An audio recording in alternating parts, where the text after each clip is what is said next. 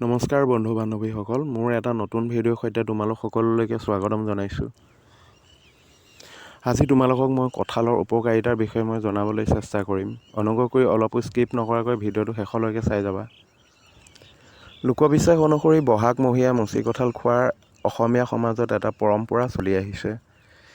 এই মুচি কঁঠাল বিভিন্ন ঔষধি গুণেৰে ভৰপূৰ, লগতে ইয়াক vitamin A, C, B1, B2, protein, calcium আৰু শৰীৰৰ অন্যান্য ৰোগ প্ৰতিৰোধৰ ক্ষমতাক বঢ়োৱাত সহায় কৰে।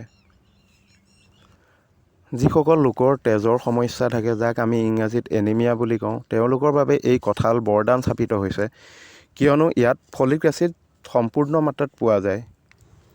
ইয়াৰ উপৰিও যিসকল লোকৰ পেটৰ সমস্যা থাকে, যেনে সঘনাই শৌচ হৈ থকা, মলৰ লগত তেজ যোৱা, পাইলছ আদি ধৰণৰ সমস্যা থাকে, তেওঁলোকৰ বাবে এই কঁঠালৰ উপকাৰিতা বহুতেই লাভজনক।